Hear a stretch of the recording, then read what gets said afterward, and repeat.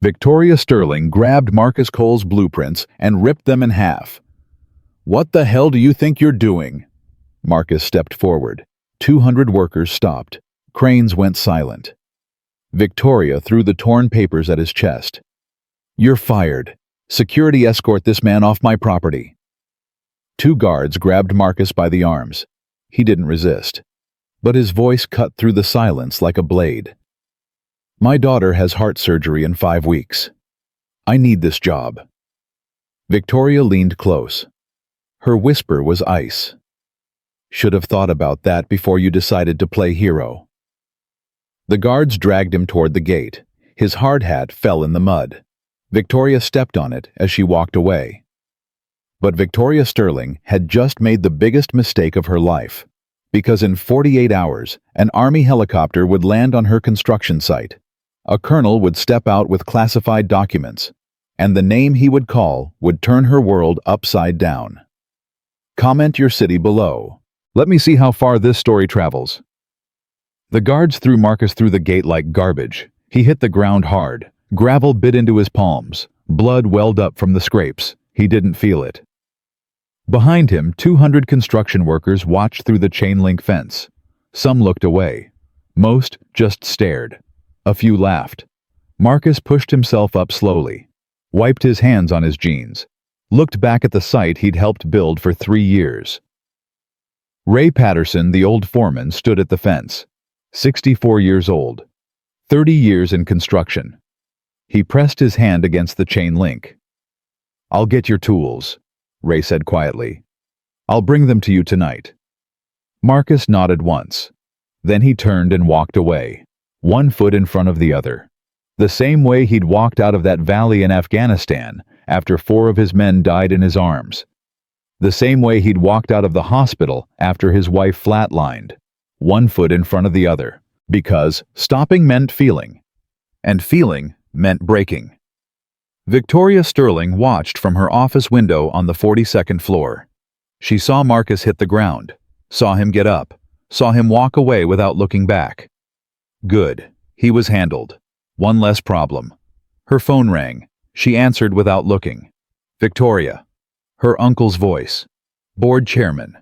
The man who'd been trying to take her company since the day her father died. "I heard you fired someone on the site today. Made quite a scene." "I handled a liability. That's my job." "Your job is to not create headlines. The union is already asking questions." "Let them ask." "Victoria." His voice dropped. "You're not your father. Stop trying to prove you are." The line went dead. Victoria's hand trembled. She set the phone down carefully, pressed her palms flat on the desk. "You're not your father." No, she wasn't. Her father had been weak. Her father had trusted people. Her father had shown mercy. And her father had driven Sterling Construction to the edge of bankruptcy before a heart attack killed him 2 years ago. Victoria had saved the company, cut costs, eliminated dead weight, made the hard decisions her father couldn't make. The board called her cold. The workers called her worse. She didn't care. Because cold kept you alive. Cold kept you in control. Cold meant you never got hurt again. She looked out the window at the construction site below, at the spot where Marcus Cole had fallen. For a moment, something flickered in her chest. Something that might have been doubt. She crushed it. He was just a worker. There were thousands more. She had a company to run. Marcus walked for 2 hours. Phoenix burned around him. 107 degrees. Sweat soaked through his shirt. He didn't notice. His mind was running numbers. Lily's surgery, $47,000. Insurance would cover $31,000, but he'd just lost his insurance along with his job. Savings, $8,200. Deficit, $39,000. 5 weeks to find the money. No job, no insurance, no options.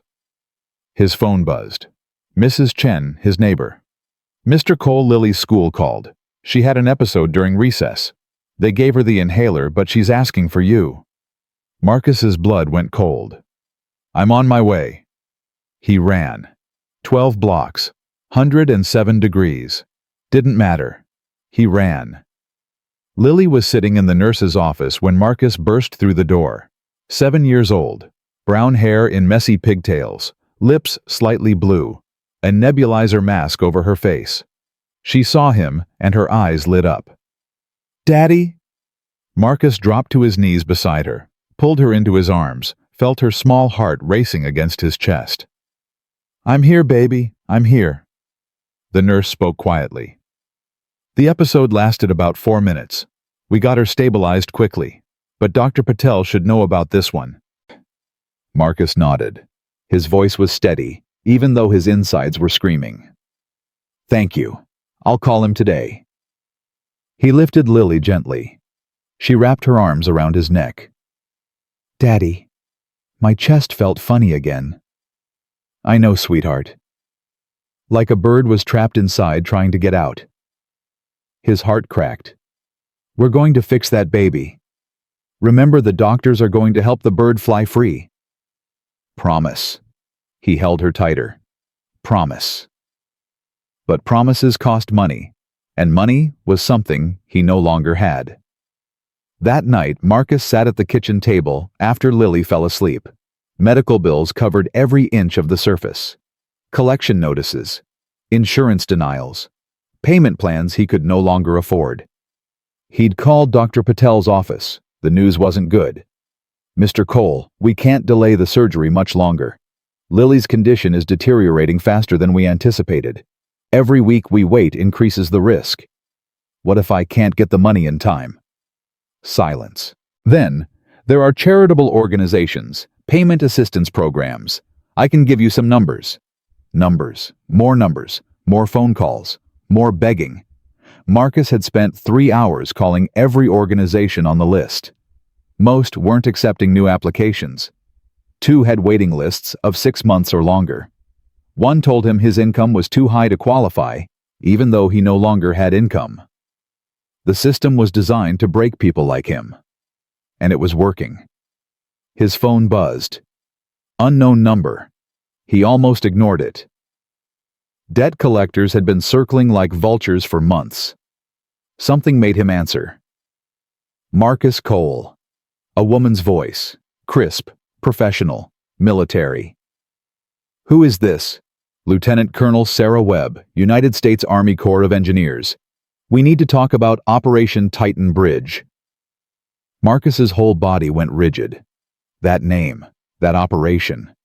He hadn't heard those words spoken aloud in 8 years. "Wrong number," he said. "Staff Sergeant Cole, I know who you are. I know what you did. And I know why you disappeared." "I didn't disappear. I left. There's a difference." "Is there?" Marcus said nothing. 12 people are trapped in a collapsed mine in Chile. Rescue workers. The tunnel system matches the geological structure of the caves you mapped in Kandahar province. You're the only engineer alive who knows that configuration. "Then they're going to die, because I don't do that anymore." "They have children, Sergeant. 6 of them have children waiting at home." Marcus closed his eyes, saw Lily's face, saw her blue lips, saw her struggling to breathe. "I have a child too, and she needs me here." "I understand, but I'm not giving up. I'll be in Phoenix tomorrow. I hope you'll reconsider." "Don't bother." He hung up. His hands were shaking, not from fear, from something worse, from the part of him that wanted to say yes.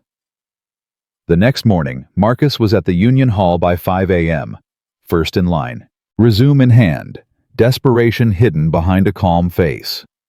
By 9 a.m., he'd talked to 8 contractors. 4 weren't hiring. 2 had heard about the incident at Sterling and didn't want trouble. 1 said he'd call Marcus back. He wouldn't. The last one, a heavy-set man named Brutowski, looked at Marcus's resume and laughed. "Military experience, son, this isn't the Army. We follow OSHA regulations here, not combat manuals. I've been in construction for 8 years since I got out. And you got fired from your last job for ignoring protocols." Brutowski shook his head. "Word travels fast. Sorry. Can't use you." Marcus stood outside the Union Hall, staring at nothing. 8 years. 8 years of building a new life. 8 years of keeping his head down, following rules, being invisible. 8 years of pretending the nightmares didn't come, that the faces of dead men didn't haunt his dreams. And one woman with a clipboard had destroyed all of it in 30 seconds. Cole? He turned. Danny Reeves from Sterling Construction stood there with 3 of his buddies, young guys, late 20s, the kind who'd never struggled for anything in their lives. "Heard you're looking for work," Danny said. "Having trouble." Marcus said nothing. "Maybe if you didn't act like you're better than everyone else, walking around with your military bullshit, acting like the rules don't apply to you." "Walk away, Danny." "Or what? You'll get me fired too." Danny laughed. "Oh wait, you can't. Because you're nothing now. Just another unemployed loser who can't take care of his family." Something shifted in Marcus's eyes. Danny saw it. His smile faltered. "What did you say about my family?" "I said you can't take care of them. Everyone knows your kid is sick. Everyone knows you're broke. Hell, everyone knows your wife left you before she died because she couldn't stand being married to a failure." Marcus moved so fast, Danny didn't see it coming. 1 second, he was standing there smirking. The next second, he was pinned against the wall, Marcus's forearm across his throat. "My wife didn't leave me," Marcus said quietly. "She died of cancer. She died in my arms while I told her I loved her. She died asking me to take care of our daughter." Danny's face was turning red. His friends stood frozen, too scared to move. "And my daughter. She has a congenital heart defect. She needs surgery to survive. So every hour I work, every dollar I make, every breath I take is for her. Not for me. For her." He pressed harder. Danny's eyes bulged. "So you can mock me. You can call me a failure. You can laugh at my misfortune. But if you ever speak about my wife or my daughter again, I will break every bone in your body and make it look like an accident. Do you understand?" Danny nodded frantically. Marcus released him. Danny slumped against the wall, gasping. "Get out of my sight!" They ran. Marcus stood alone in the parking lot, breathing hard. His hands were trembling again. Control. He'd almost lost control. 8 years of keeping the soldier buried. 8 years of being Marcus Cole, construction worker, single dad, nobody special. And in 30 seconds, Staff Sergeant Cole had surfaced. The man he'd sworn he'd never be again. That afternoon, Marcus picked Lily up from school. She came running out like always, backpack bouncing, pigtails flying. But she was slower than usual. And she stopped halfway to catch her breath. Marcus scooped her up. "Hey, baby girl, you okay?" "Just tired, Daddy. My chest feels heavy." He held her closer. "Let's go home and rest." "Can we get ice cream first?" "Please, I got a star on my homework." He thought about the $32 in his wallet. Thought about the bills on the table. Thought about the surgery that might not happen. "Sure, baby, ice cream it is." Because some things mattered more than money. They walked to the little shop 3 blocks away. Lily held his hand, chattering about her day. But she had to stop twice to rest. Each time Marcus felt his heart crack a little more. At the shop, Lily got strawberry with rainbow sprinkles. Marcus said he wasn't hungry. She didn't believe him. She held out her cone. "You can have some of mine, Daddy. Sharing is caring."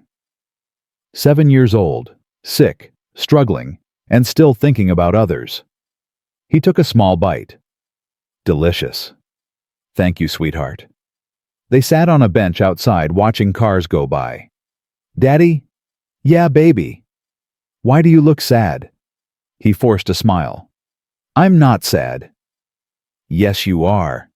Your eyes get heavy when you're sad, like you're carrying something really big." She saw everything. She always did. "Just tired, sweetheart. Long day." "From work?" He paused. "Yeah, from work." She nodded seriously. "You work really hard. You're the hardest worker in the whole world." When I grow up, I'm going to build things too.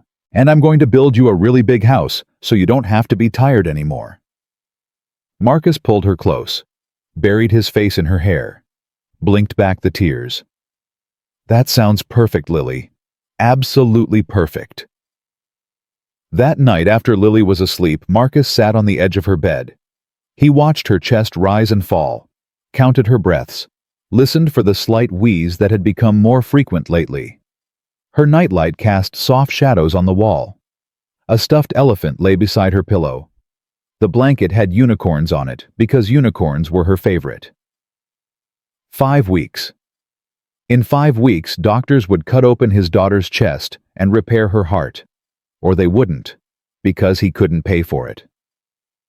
His phone buzzed. Text from Ray Patterson. I have your tools. Also some information you need to hear. Meet me at O'Malley's bar in an hour. Marcus looked at Lily one more time. Then he called Mrs. Chen to come sit with her. O'Malley's was a dive bar near the construction district. Sticky floors, bad lighting. The kind of place where men went to forget. Ray was in a back booth, 2 beers already on the table. Marcus slid in across from him. Thanks for getting my tools. They're in my truck, but that's not why I asked you here. Ray slid a folder across the table. What's this?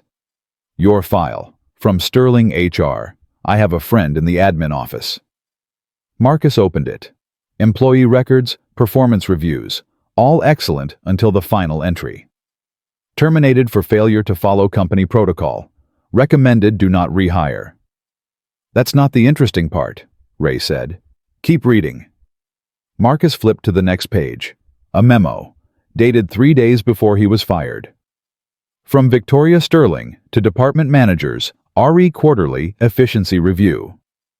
All departments will identify bottom 10% performers for termination. No exceptions. Names due by Friday. Marcus looked up. I wasn't in the bottom 10%. No, you weren't. You were in the top 5%, highest accuracy rating on the entire site. Then why was I fired? Ray leaned back. Because Victoria Sterling needed to make an example. The board was pressuring her about costs. The union was pushing back on overtime cuts. She needed to show she was in control. So she picked me.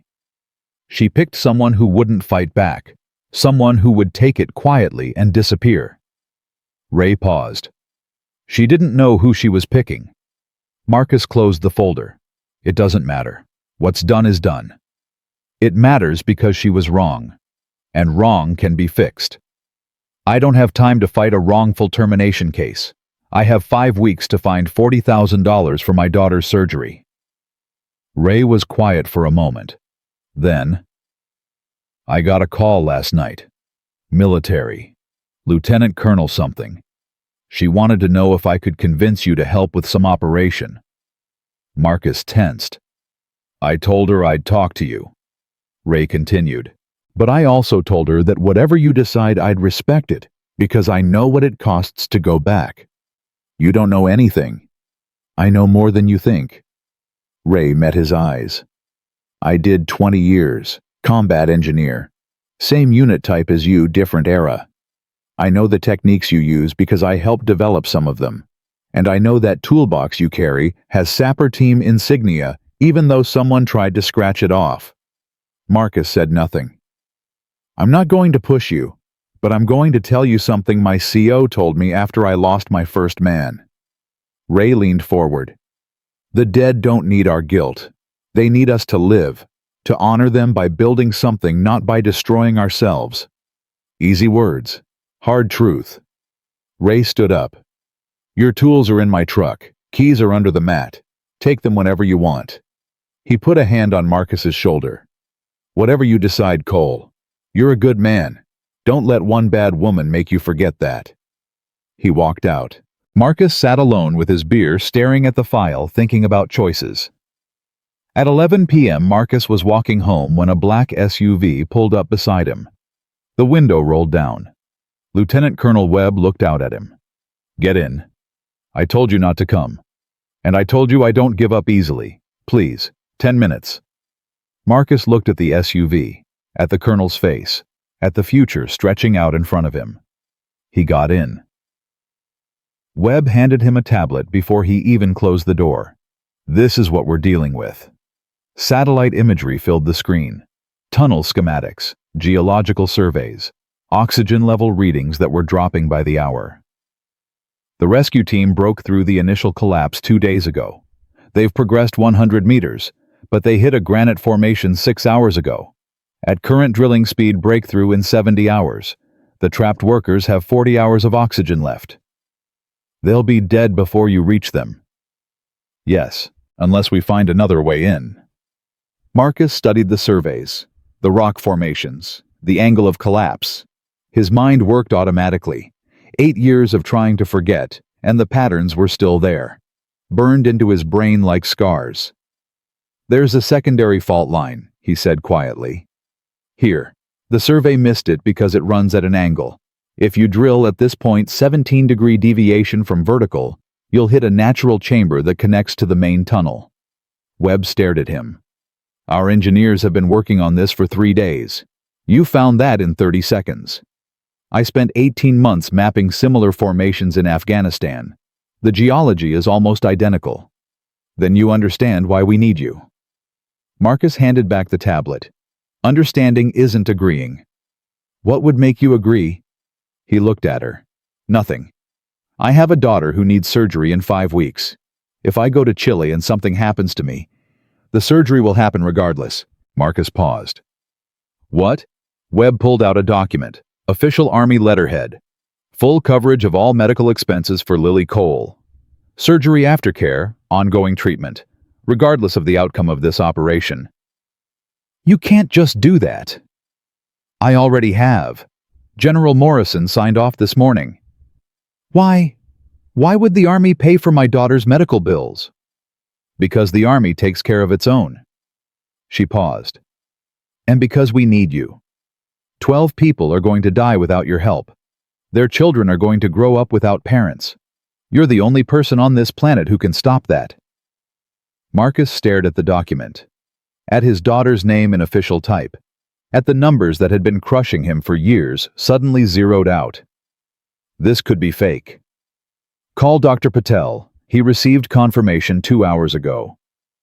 Marcus pulled out his phone, dialed. It rang twice. Mr. Cole? Dr. Patel's voice was confused. Is Lily okay? It's very late. The Army contacted you about her surgery. Silence. Then, yes, this evening.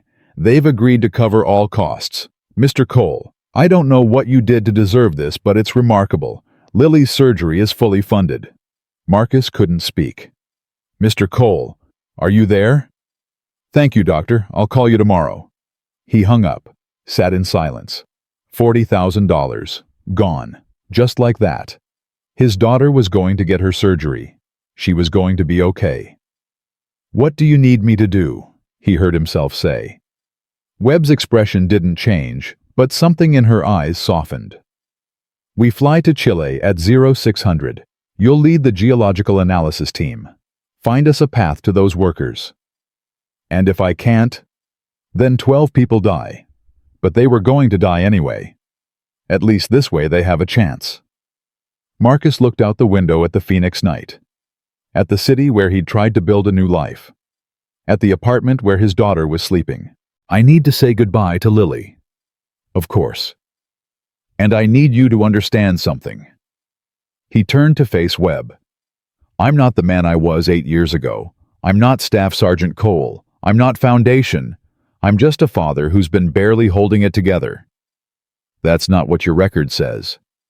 Records lie. Webb was quiet for a moment. Then, maybe. But the men you saved don't lie. 47 families got their fathers and sons and brothers back because of what you did in Afghanistan. That's not nothing. I lost 4. You saved 47. 4 men died following me. 47 men lived because of you. She paused. The 4 who died. Do you think they'd want you to spend the rest of your life punishing yourself? Or do you think they'd want you to keep saving people? Marcus didn't answer. 0600. Webb said. "I'll send a car." The SUV stopped. Marcus got out. He walked into his building, climbed 3 flights of stairs, and stood outside his apartment door for a long time before going in.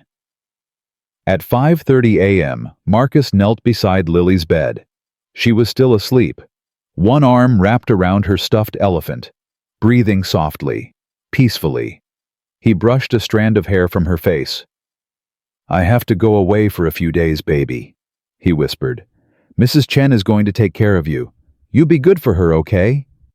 She stirred. Her eyes fluttered open. "Daddy?" "Hey, sweetheart. I'm sorry I woke you." "Are you going somewhere?" "Just for a little while. For work." She sat up, rubbing her eyes. "But you got fired." His heart ached. She knew. Of course she knew. "I got a new job, baby. A special one. Just for a few days." "What kind of job?" "Helping some people who are stuck underground. They need someone to find them a way out." Lily's eyes went wide. "Like a rescue, like superheroes do." "Something like that." "Daddy." She grabbed his hand. "You're a superhero."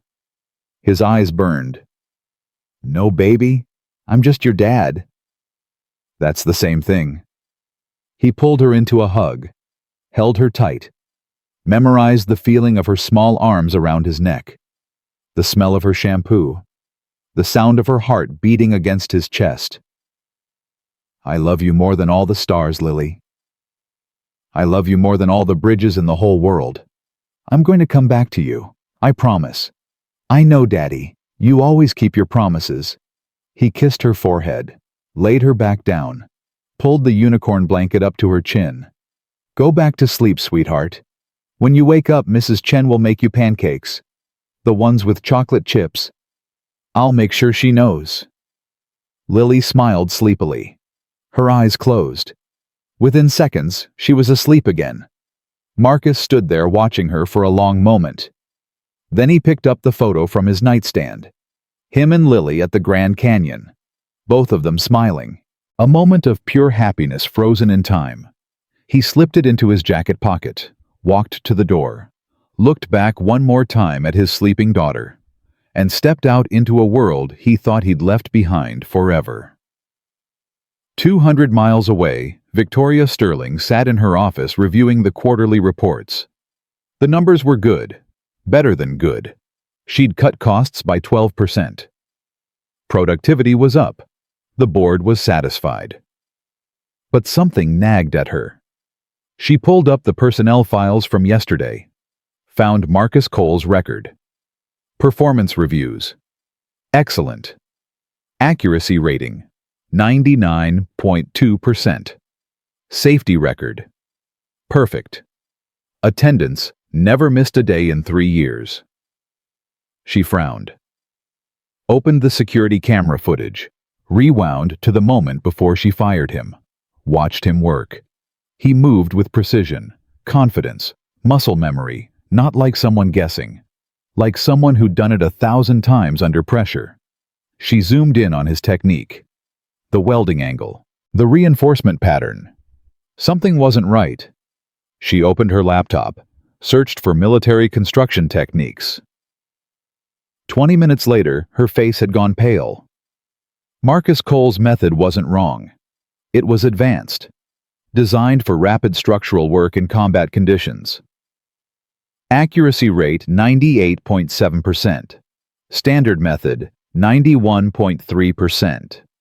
She hadn't fired him for breaking protocol.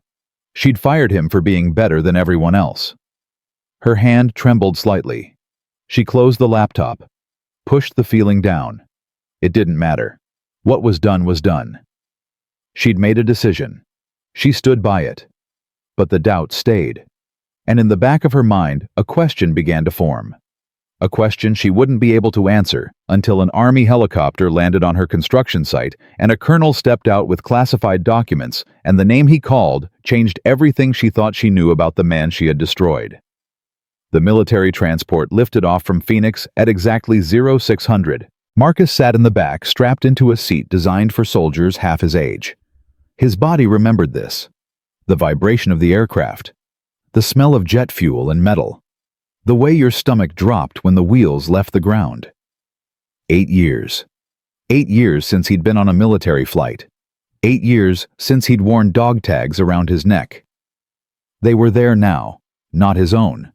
The tags of 4 men who never made it home. Rodriguez, Thompson, Ewan, Martinez. He'd carried them every day since Afghanistan, hidden under his shirt, a reminder of what happened when he failed. First time flying military since you got out. Marcus looked up. Lieutenant Colonel Webb sat across from him, tablet in hand, eyes sharp. Yes. How does it feel? Like putting on clothes that don't fit anymore. Webb nodded slowly. They'll fit again. Muscle memory. That's what I'm afraid of. She studied him for a long moment. You want to tell me what happened in Afghanistan? You read my file. Files don't tell the whole story. They tell facts, dates, outcomes. They don't tell why a decorated combat engineer walks away from everything and disappears into a construction site in Phoenix. Marcus looked out the small window. Nothing but clouds and blue sky. 4 men died because I made a call. The file says 47 men lived because of the same call. The file is wrong. His voice was flat. 47 men lived because Rodriguez held a position he should have abandoned. Because Thompson drew enemy fire so the others could move.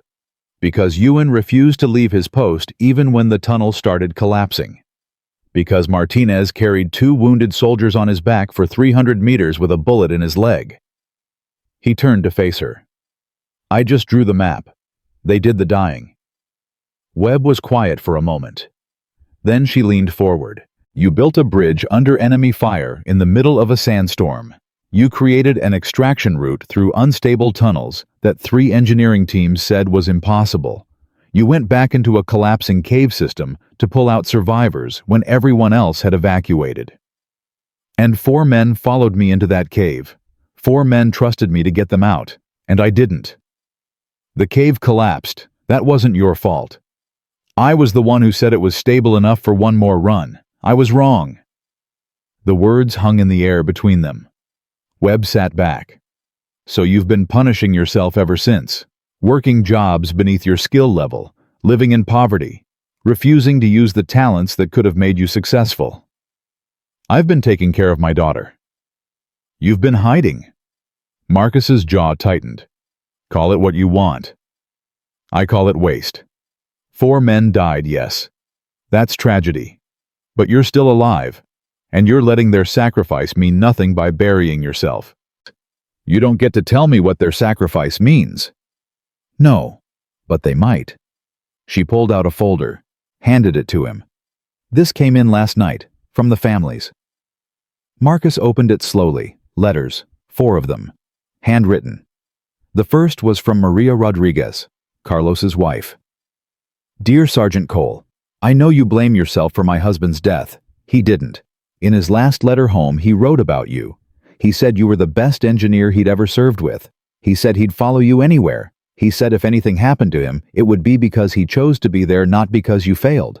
Please stop carrying guilt that isn't yours. Carlos wouldn't want that. Live your life. Be happy. That's what he'd want for you.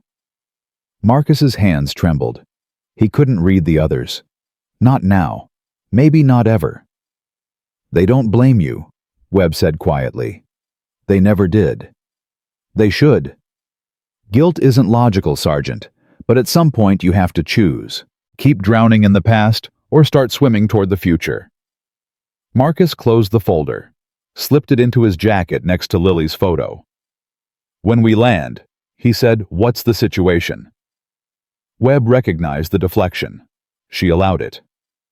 Critical. The trapped workers have approximately 36 hours of oxygen remaining. Our drilling team has made progress, but not enough. You'll be taken directly to the command center to analyze the geological data. Who's running the operation? Chilean Mining Authority with support from U.S. Army Corps of Engineers. But they've been spinning their wheels. They need someone who can see what they're missing. And if I can't see it either, then 12 people die. Webb met his eyes. But I don't think that's going to happen. I've read every report from Kandahar. You see things other engineers don't. You think differently. That's why you're here." Marcus looked out the window again.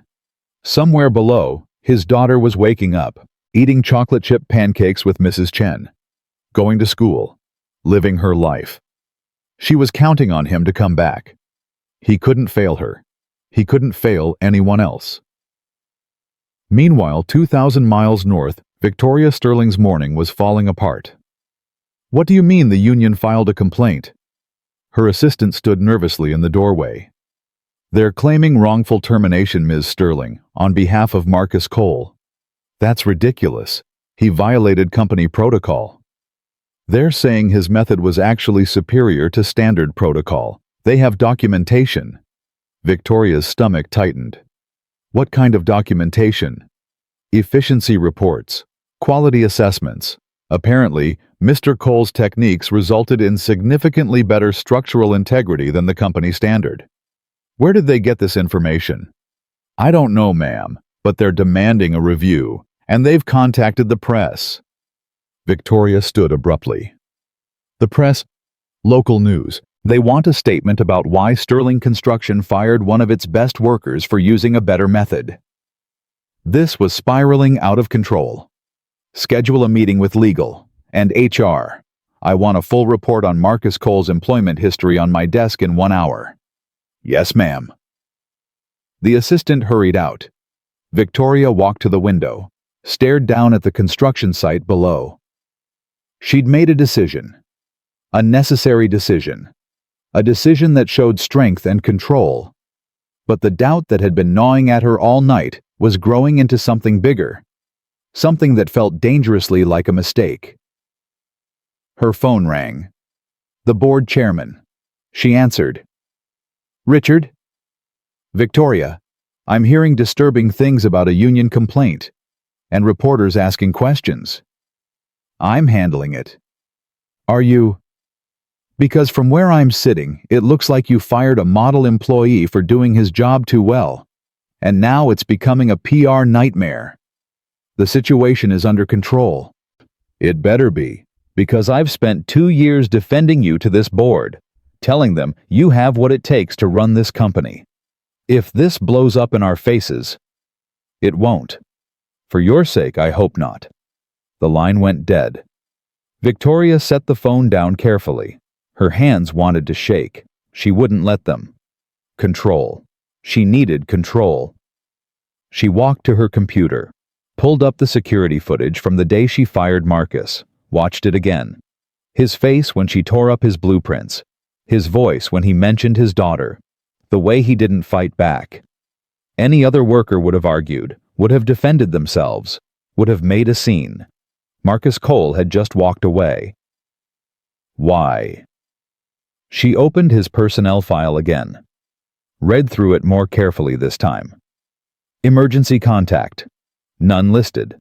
Previous employment. Self-employed contractor. Education GED. Military service. Left blank. Blank. Not none. Blank. In Victoria's experience, blank meant hidden. She picked up her phone, called her head of security. "James, I need you to run a background check on a former employee, Marcus Cole. And I don't mean the basic one HR does, I mean deep. Military records, court records, everything." "Any particular reason, ma'am?" "Just a feeling.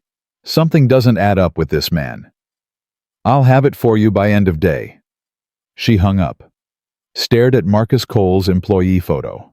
A tired face, sad eyes, the kind of face you see and immediately forget.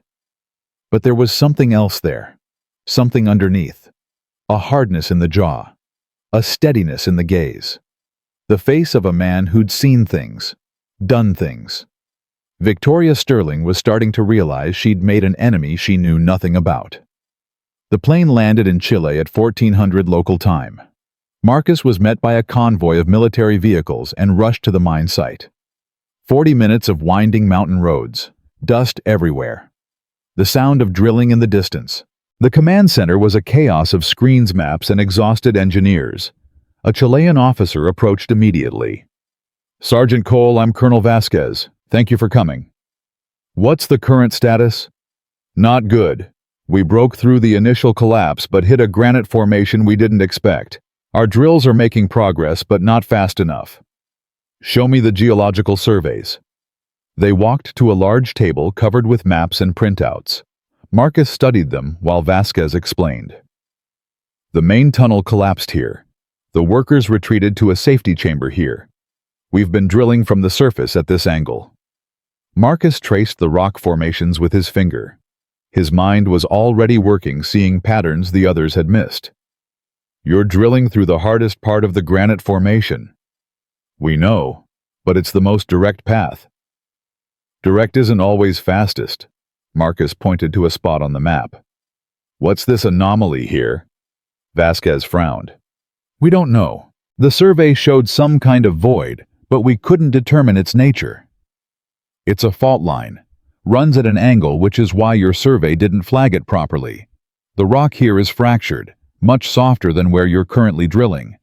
How can you know that from a survey? Because I've seen this formation before, in Afghanistan. Almost identical geological structure. Marcus looked up. If you redirect your drill to this point 17 degrees from your current angle, you'll cut through in less than half the time. Vasquez stared at him. Our engineers have been working on this for 3 days. You've been here 5 minutes. Your engineers haven't spent 18 months mapping tunnels in the Hindu Kush. The colonel hesitated. If you're wrong, we lose hours we can't afford. If I'm right, you save 12 lives. Vasquez looked at the map. At Marcus. At the clock on the wall showing oxygen levels dropping. Do it, he said to his team. Redirect the drill. Engineers scrambled. Orders were shouted. Machinery groaned as it shifted position. Marcus watched, arms crossed, waiting. Webb appeared beside him. That was fast. The answer was in the data. They just weren't looking at it right. How did you see it so quickly? Because I've been here before. Not this place, but this situation. Underground. Running out of time. Looking for a way out that nobody else can see. Kandahar. Kandahar. Webb was quiet for a moment. You're not just reading the rocks, are you? You're reading the desperation. You know what those people down there are feeling. Marcus didn't answer. He didn't need to. He knew exactly what they were feeling. The darkness. The fear. The hope fading with every hour. He'd felt it himself, trapped in that collapsed cave in Afghanistan, waiting for rescue that almost didn't come. How long until we know if the redirect works? He asked. 6 hours, maybe 8. Then we wait. Back in Phoenix, Victoria's phone rang at 4 in the afternoon. James, what did you find? Something you're not going to believe, ma'am. Try me. Marcus Cole isn't just a construction worker. His military record was classified, but I have contacts who owed me favors. Victoria's grip tightened on the phone. And he was a staff sergeant in the Army Corps of Engineers, attached to Special Operations. His code name was Foundation. He was one of the most decorated combat engineers in recent history. Victoria sat down slowly. What kind of decorations? Silver Star, Bronze Star with V device, Purple Heart, Army Commendation Medal. And those are just the ones that aren't classified. What did he do? Officially built infrastructure in combat zones. Bridges, tunnels, fortifications. But unofficially, according to my source, he was the guy they sent into impossible situations. Places other engineers refused to go. He built an extraction route in Afghanistan that saved 47 soldiers during an ambush. He was considered one of the best in the entire military. Victoria's mouth had gone dry. Why did he leave? That part is still classified, but there was an incident. Something involving casualties. After that, he resigned his commission and disappeared. Disappeared? Completely. Changed his name. Moved to Phoenix. Took a job in construction. According to his file, he's been living below the poverty line for 8 years. Raising a daughter alone. Staying off the grid. Victoria closed her eyes. She'd fired a war hero. A man who'd saved dozens of lives. A man who was using military-grade techniques because that's what he'd been trained to do. And she'd done it in front of 200 people. Thrown his hard hat in the mud. Told security to drag him out like a criminal. "Ma'am, are you still there?" "Yes." There's more. This morning his name came up in some military communications. Apparently he's been reactivated for some kind of emergency operation. Rescue mission in Chile. The army flew him out this morning. Flew him out. Yes, ma'am. Whatever's happening down there, they needed him badly enough to track him down and get him on a plane. Victoria hung up without saying goodbye. She sat in silence for a long time. Then she pulled up her computer and searched for news about Chile. The headlines hit her like a punch. 12 workers trapped in Chilean mine collapse. Rescue efforts race against time. U.S. military sends specialists to aid operation. She clicked on a video. Shaky footage from outside the mine site. Military vehicles. Engineers running. And in the background, barely visible, a familiar figure standing over a table of maps. Marcus Cole. The man she'd fired for incompetence was on the other side of the world, trying to save 12 lives. Victoria's hands were shaking now, and she couldn't stop them. The drill broke through at 2200 hours. A cheer went up in the command center. Engineers embraced. Colonel Vasquez pumped his fist in the air. Marcus stood still, watching the monitors, waiting. "We're through!" someone shouted. "We have contact with the chamber." A radio crackled to life. Static. Then a voice, weak but unmistakable. "This is Pedro Gutierrez. We can hear you. We can hear you." More cheering. Someone was crying. Marcus allowed himself a small breath. The first one in hours. Webb appeared beside him. "You did it. The drill did it. I just pointed it in the right direction. Don't minimize this. Those people are going to live because of you." The radio crackled again. "How many survivors?" Vasquez asked. A pause. Then, "All 12. We're all alive. We thought nobody was coming." Marcus turned away. Walked outside into the cold Chilean night. The stars were bright here. Brighter than Phoenix. Brighter than Kandahar. He pulled out the photo of Lily, looked at her smiling face. 12 more, baby," he whispered. 12 more coming home." His phone buzzed. A text from Mrs. Chen. "Lily had a good day. She drew you a picture of a bridge. She says it's for the people you're helping. She misses you." Marcus smiled. The first real smile in days. He typed back, "Tell her the bridge worked. I'll be home soon." The news broke worldwide by morning. Miracle rescue, all 12 workers saved. American expert credited with finding breakthrough route. Mystery engineer locates path in minutes after days of failed attempts. Videos spread across social media. Footage of Marcus studying the maps. Of the drill breaking through. Of workers emerging from the ground, blinking in the sunlight, embracing their families. And then someone made a connection. A construction worker in Phoenix saw the footage. Recognized the face. "Holy shit. That's the guy Sterling fired last week." He posted it online. Others confirmed. The story spread. By noon, a new headline was trending. Hero engineer was fired days before rescue mission. Construction CEO terminated military veteran for superior work methods. Father desperately needed job for daughter's medical bills. Victoria Sterling saw it first on her assistant's face. "Ma'am, you need to see this." The video had 3 million views and climbing. Comments were pouring in faster than anyone could read them. She fired a hero. Boycott Sterling Construction. This man saved 47 soldiers and 12 miners, and she threw him out like garbage. His daughter needs heart surgery, and she fired him for being too good at his job. Victoria watched her reputation crumble in real time. Her phone rang. The board chairman. She didn't answer. It rang again. Her uncle. Ignored. Again. Again. Again. She turned off the phone, walked to the window, stared down at the construction site where she'd destroyed a man's dignity for the crime of excellence. And she knew with absolute certainty that everything was about to get worse.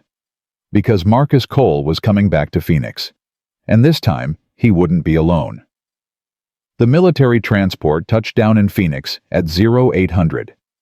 Marcus stepped off the plane into the Arizona heat, exhausted but alive.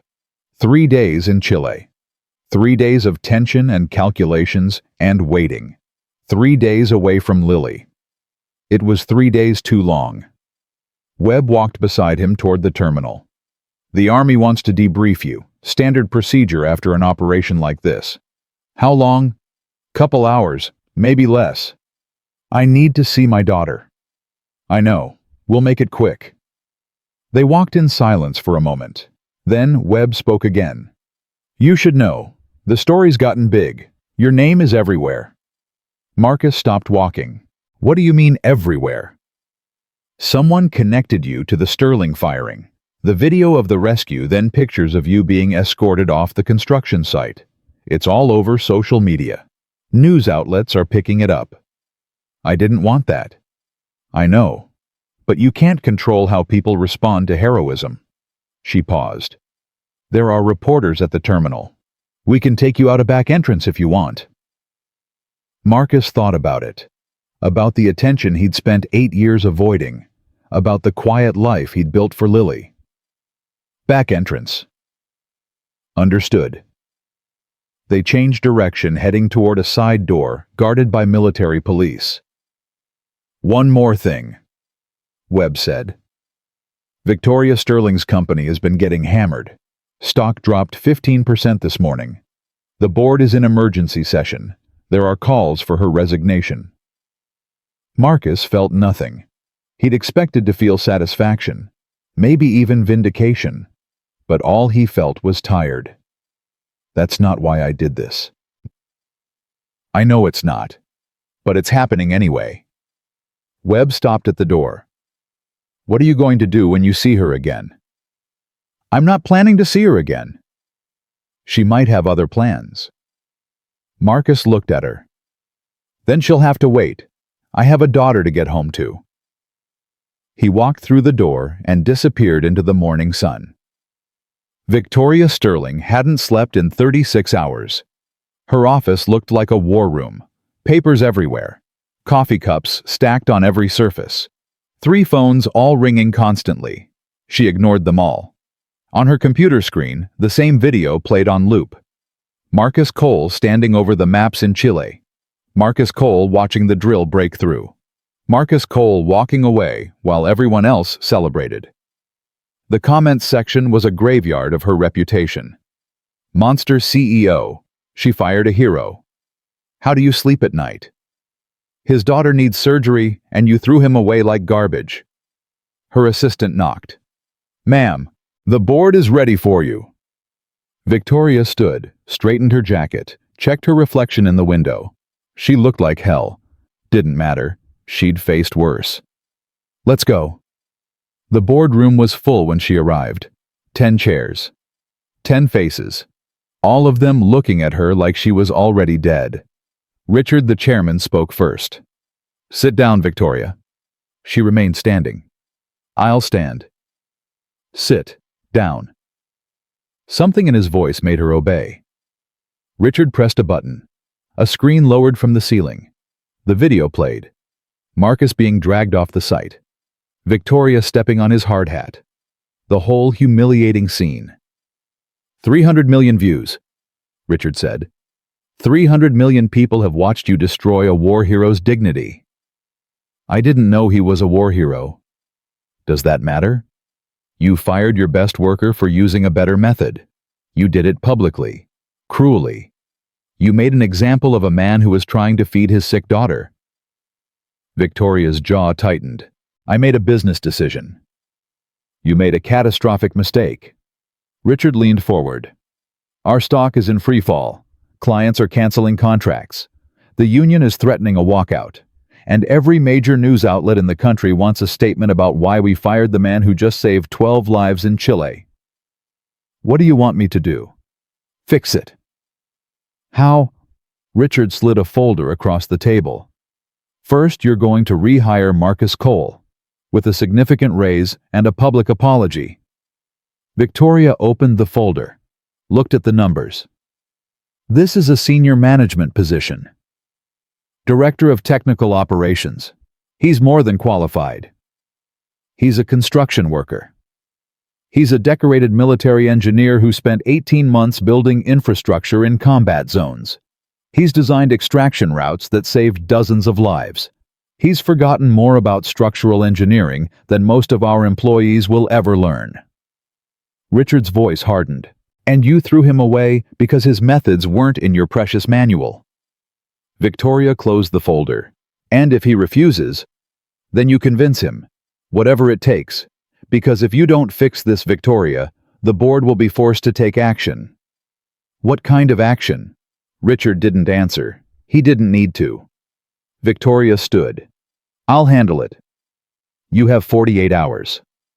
She walked out of the boardroom with the folder clutched in her hands. 48 hours to save her company. 48 hours to face the man she'd destroyed. Marcus got home at 10 in the morning. He opened the door to his apartment and Lily slammed into his legs like a missile. Daddy, Daddy, you're back. He scooped her up, buried his face in her hair, held on like he'd never let go.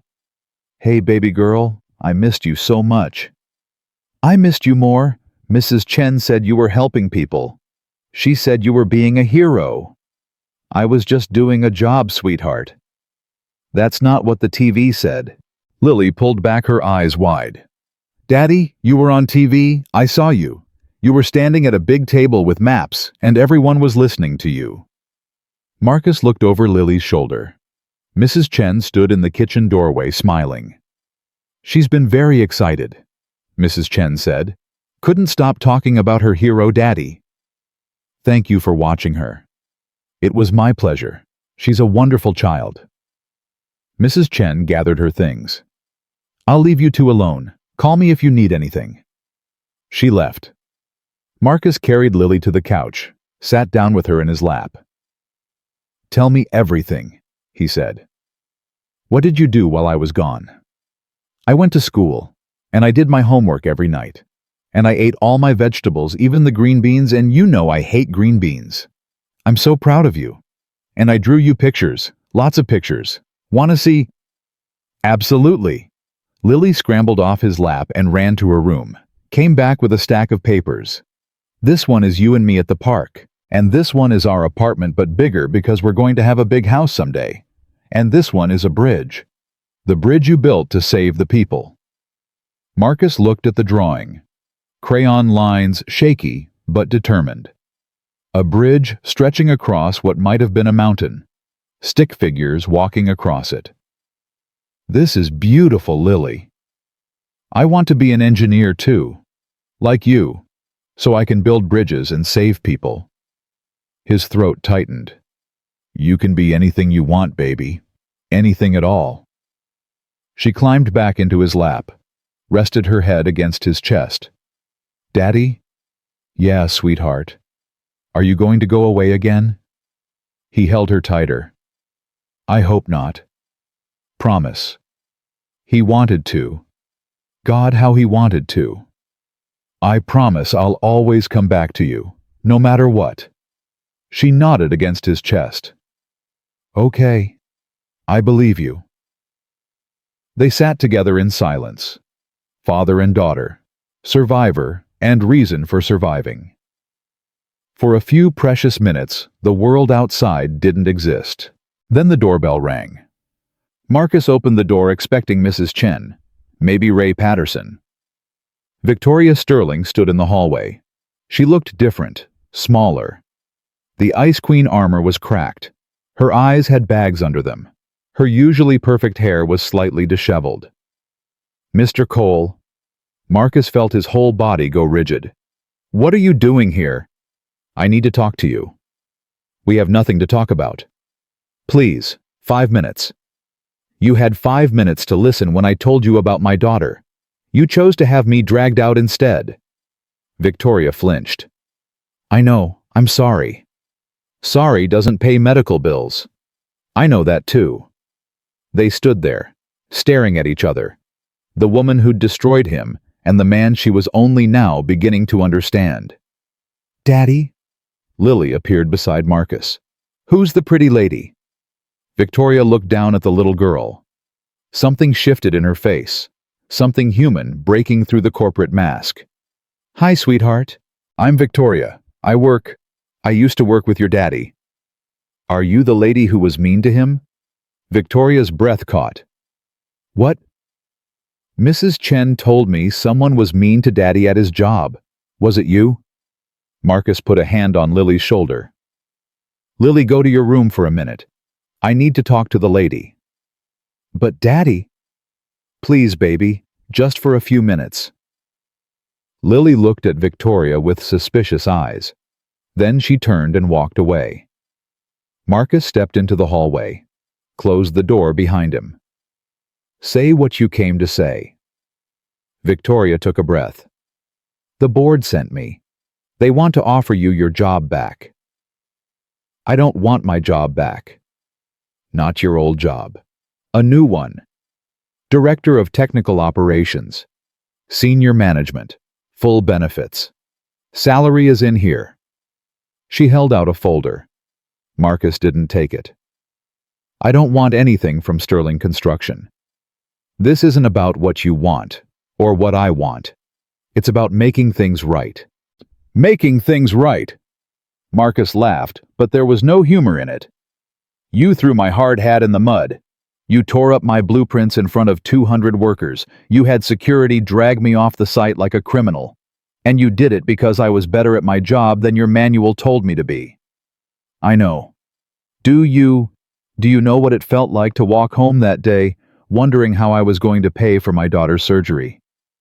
Do you know what it felt like to stand at the pharmacy counter counting coins while my daughter struggled to breathe? No, I don't know. Then don't stand here and talk about making things right. You can't make that right. You can't undo that. Victoria's voice cracked. I know I can't, but I can try. Marcus stared at her, at the cracks in her armor, at the human being underneath. Why did you do it? Really? Why me? She was quiet for a long moment. Then she spoke. Because you scared me. Marcus frowned. I scared you. The way you worked. The confidence. The techniques I didn't understand. You challenged everything I thought I knew about running my father's company. She paused. And I was already drowning. The board doubting me. The investors questioning me. Everyone waiting for me to fail like my father did. So you made an example of me. I made myself feel powerful by making someone else feel small. It's what my father taught me. It's what I thought leaders did. Her voice dropped. I was wrong. Marcus leaned against the wall, crossed his arms. You know what I learned in the military. The best leaders don't make themselves feel powerful. They make the people around them feel capable. They lift up. They don't tear down. I'm learning that now, the hard way. Some lessons only come hard. They stood in silence for a moment. Then Victoria spoke again. I looked up your record. The classified parts too. Marcus tensed. How? I have resources. What I found? She shook her head. I had no idea who you were, what you'd done, what you'd sacrificed. It doesn't matter. It matters to me. You saved 47 soldiers. You built things in places most people wouldn't survive. And then you walked away from all of it. Gave up the medals, the recognition, the career. For what? Marcus looked toward his apartment door. Toward the little girl on the other side. For her. Victoria followed his gaze. She's lucky to have you. No, I'm lucky to have her. She's the only thing that kept me alive after Afghanistan. The only thing that made me want to keep going. What happened there, if you don't mind me asking? Marcus was quiet for a long time. When he finally spoke, his voice was distant. I lost 4 men, best soldiers I ever served with. We were building an extraction route through unstable tunnels. I said we had time for one more run. I was wrong. I read the report. You went back for them. I went back and watched them die. There's a difference. You tried to save them. Trying doesn't matter when you fail. Victoria stepped closer. Is that why you left the guilt? I left because I couldn't trust myself anymore. Every decision I made, I second-guessed. Every calculation I doubted. And in that worked out gets people killed. So you came here, started over. I came here to be nothing, to be anonymous, to just be Lily's dad. He looked at her, and for 8 years it worked, until you. Victoria's face fell. I ruined everything you built. You tried to, but you also pushed me back into something I'd been running from, that rescue in Chile. I saved 12 people, because you put me in a position where I had nothing left to lose. That's not exactly a compliment. No, it's not. Marcus pushed off the wall. I'm not going to take your job, Victoria. I don't want to work for someone who sees people as problems to be eliminated. I'm trying to change. Trying isn't enough. You have to do. The door to the apartment opened. Lily peeked out. Daddy, are you coming back? Marcus looked at his daughter, then at Victoria. I need to go. Please, at least think about the offer. I'll think about it. That's all I can promise. He turned, took Lily's hand, and walked inside. The door closed. Victoria stood alone in the hallway, the folder still in her hands, wondering if she'd just lost the only chance she had to make things right. The next morning, an Army helicopter landed at the Sterling construction site. Workers dropped their tools. Cranes went silent. Everyone stopped to watch. Victoria was in her office when her assistant burst through the door. Ma'am, there's a military helicopter landing in the parking lot. She ran to the window. The helicopter was already down. Soldiers were jumping out, forming a perimeter. An officer stepped out. Full dress uniform. Colonel's insignia. He walked directly toward the main building.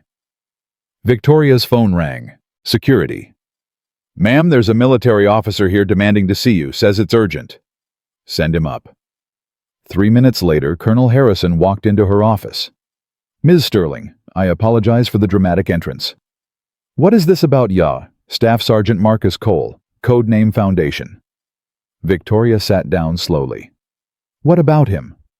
The Department of Defense wants to honor him, publicly, for his service in Chile and his previous service in Afghanistan. The ceremony is scheduled for this weekend. Why are you telling me? Because we want to hold the ceremony here, at your construction site, where he was working before he was terminated. Victoria's stomach dropped. Here, it's symbolic. The man who was thrown out returns as a hero. The press will love it. The press? Victoria's voice was flat. This is a PR operation. Partially, but it's also recognition long overdue. Sergeant Cole has avoided acknowledgement for 8 years. He's not going to seek it out himself, so we're bringing it to him. And if I refuse to host it, the colonel's expression didn't change. Then we hold it somewhere else, and the story becomes about how Sterling Construction refused to honor a veteran they wrongfully terminated. Your choice. Victoria looked at the colonel, at the American flag pin on his lapel, at the rows of medals on his chest. She had no choice. She'd never had a choice. When? Saturday, 10 a.m. We'll handle logistics. You just need to be there. And Marcus? Does he know about this? He will. Tonight. The colonel turned to leave, stopped at the door. Ms. Sterling, I've read the reports about what happened here. The public humiliation. The wrongful termination. The fact that his daughter needed medical care he couldn't afford. Victoria said nothing. You have a chance to make this right. Not for the cameras. Not for your company. For a man who deserves better than what you gave him. He walked out. Victoria sat alone in her office, staring at the helicopter through the window. Saturday. 3 days to figure out how to face a man she'd destroyed. 3 days to figure out if redemption was even possible. That night, Colonel Harrison appeared at Marcus's apartment door. Marcus answered with Lily on his hip. His expression immediately hardened. "Colonel." "Sergeant Cole, may I come in?" "I'd rather you didn't." "I understand. I'll be brief then." Harrison pulled out an envelope. "The Department of Defense would like to honor you for your service, both in Afghanistan and Chile." Marcus didn't take the envelope. "I don't want to be honored." "I know. That's why we're not asking permission." "What does that mean?" "The ceremony is scheduled for Saturday, at the Sterling construction site. Your former employer will be hosting." Marcus's jaw tightened. "No.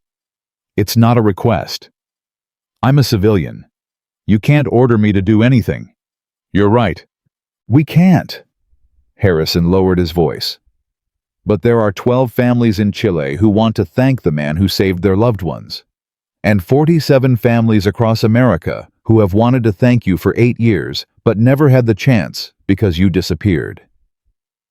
Marcus looked away. "You've been carrying the weight of 4 deaths, Sergeant.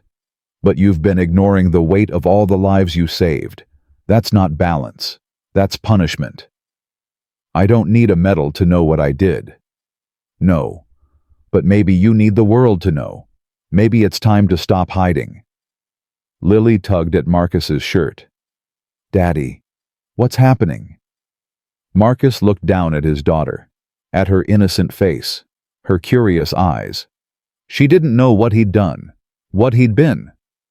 She only knew him as Daddy, the man who made her mac and cheese and told her stories at bedtime. Was that enough? Or did she deserve to know the truth? "Colonel," Marcus said slowly, "if I do this, if I let you parade me in front of cameras and give me medals I don't deserve, what happens after? After is up to you. You can go back to your quiet life, or you can do something else with the platform this gives you." "What do you mean?" "You have skills most people don't have. You see things others miss. The rescue in Chile proved that." Harrison paused. "There are organizations that could use someone like you. Disaster response, infrastructure consulting, teaching the next generation of engineers. I'm just a construction worker." "You were never just a construction worker.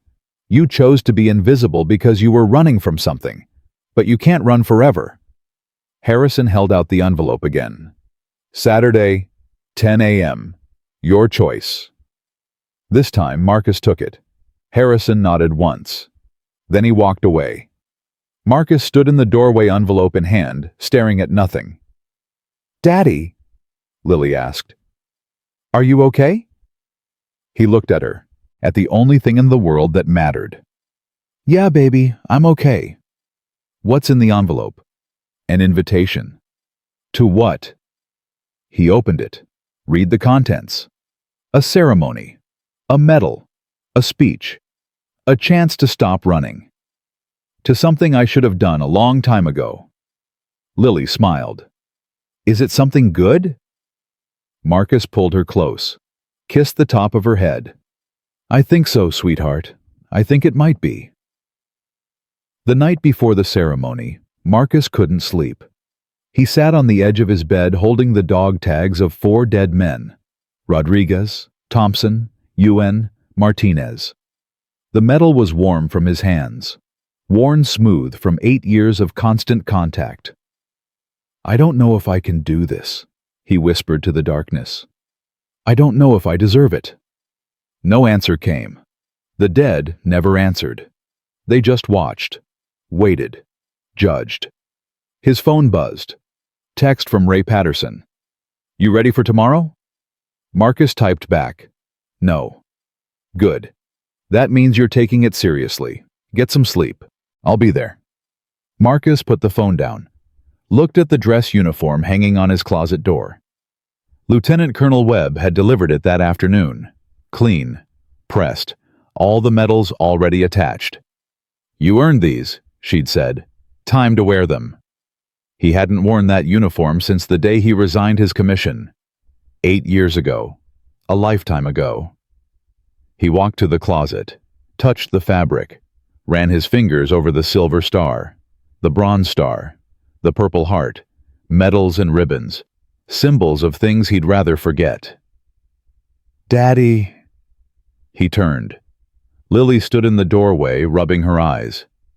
"Hey, baby, what are you doing up?" "I heard you walking around. Are you okay?" He knelt down, opened his arms. She ran into them. "I'm okay, just thinking." "About tomorrow." "Yeah, about tomorrow." She pulled back, looked at him with those big brown eyes that saw everything. "Are you scared?" "A little." "Why?" "Because tomorrow a lot of people are going to see me, and they're going to expect me to be something I'm not sure I am anymore." Lily tilted her head. "What do they expect you to be?" "A hero." "But you are a hero." "Baby." "No, Daddy. Listen." She put her small hands on his cheeks the way she always did when she wanted him to pay attention. "You saved those people in the mountain. You helped them get out. That's what heroes do." "I also lost people. A long time ago. People who trusted me." Lily was quiet for a moment. Then she said something that stopped his heart. "Mrs. Chen says that heroes aren't people who never lose. Heroes are people who keep trying even when they're scared, even when they're sad, even when they want to give up." Marcus stared at his daughter, 7 years old, wiser than anyone he'd ever known. "When did you get so smart?" "I learned from you." He pulled her close, held her tight, let the tears come. "I love you, Lily. More than anything." "I love you too, Daddy." "And tomorrow I'm going to be right there watching. And I'm going to be so proud of you." He carried her back to bed, tucked her in, kissed her forehead. "Go to sleep, sweetheart. Big day tomorrow." "Daddy." "Yeah. Can I wear my future engineer shirt? So everyone knows I'm going to be like you." He smiled, the first real smile in days. "I think that would be perfect." Across the city, Victoria Sterling was having her own sleepless night. She stood in her penthouse apartment staring at the speech she'd written. 3 pages, carefully crafted words, corporate apologies, and carefully worded regrets. It was garbage. She crumpled it up, threw it across the room. Damn it! Her phone rang. Richard, the board chairman. She answered. "It's midnight, Richard." "I know. I wanted to make sure you're ready for tomorrow." "I'm ready." "Are you?" "Because this is the most important public appearance you'll ever make. One wrong word, and this company is finished. I know what's at stake." "Do you?" Richard's voice hardened. "Because from where I'm sitting, you've spent the last week hiding in your office while the world tears us apart. Tomorrow, you have to stand in front of cameras and face the man you destroyed. Can you do that?" "Yes." "Can you do it without making things worse?" Victoria closed her eyes. "I don't know." Silence on the line. "Victoria, I've known you since you were a child. I watched you grow up in your father's shadow. I watched you fight to save this company after he nearly destroyed it. You're not the villain everyone thinks you are." "Aren't I?" "No. You're a woman who made a terrible mistake because you were scared and overwhelmed. That doesn't make you evil. It makes you human." "Human doesn't play well on camera." "Then don't play anything. Just be honest. For once in your life, stop trying to control everything and just tell the truth." Victoria looked at the crumpled speech on the floor. "The truth is that I destroyed a good man because he threatened my ego." "Then say that. The board will never approve that." "Forget the board. Forget the company. Forget everything except that man and his daughter. What do they deserve to hear?" Victoria was quiet for a long time. "They deserve to hear that I was wrong, that I saw him as a problem instead of a person, that I judged him without knowing anything about him." "Then say that, tomorrow, in front of everyone. And if it destroys the company, some things are more important than companies." Richard paused. Your father never understood that. That's why he failed. Don't make the same mistake. The line went dead. Victoria stood alone in her penthouse, surrounded by luxury, drowning in guilt. She picked up a pen, started writing a new speech. This time, the truth. Saturday morning arrived with perfect Arizona sunshine. The Sterling construction site had been transformed. A stage erected where Marcus's workstation used to be. Chairs arranged in neat rows. American flags everywhere. Military personnel in dress uniforms. Camera crews from every major network. And workers, hundreds of them, standing along the fences filling the empty spaces watching. Ray Patterson stood near the front arms, crossed a proud smile on his weathered face. Hell of a thing, the man next to him said. Week ago they dragged him out of here like a criminal. Today they're giving him medals. Ray nodded. That's life. Kicks you down and then pretends it meant to lift you up all along. You think Sterling's apology is going to mean anything? Depends on whether she means it. Words are easy. Actions are hard. At 9:30 the crowd began to buzz. A black SUV had arrived at the gate. Marcus Cole stepped out. He was wearing his dress uniform, every medal in place. His posture was straight, his face calm, but Ray could see the tension in his shoulders, the uncertainty in his eyes. Lily jumped out behind him, holding his hand. True to her word, she was wearing her future engineer shirt. Daddy, there's so many people. I know, baby. Just stay close to me. Lieutenant Colonel Webb appeared at his side. How are you feeling? Like I'm about to face a firing squad. It'll be over soon. Just remember why you're here. Marcus looked at Lily. I know why I'm here. They walked toward the stage. The crowd parted. People reached out to shake his hand, pat his shoulder. Thank him. Thank you for your service. God bless you, soldier. You're a hero. Marcus nodded at each one, but he didn't stop. Couldn't stop. If he stopped, he might break. They reached the stage. Chairs were arranged in a row. One for him, one for Lily, one for Colonel Harrison, one for various dignitaries, and one for Victoria Sterling. She was already there, standing off to the side, watching him approach. Their eyes met. For a moment, the crowd disappeared. The cameras disappeared. Everything disappeared except the two of them. The woman who had destroyed him. The man she was only now beginning to understand. Victoria spoke first.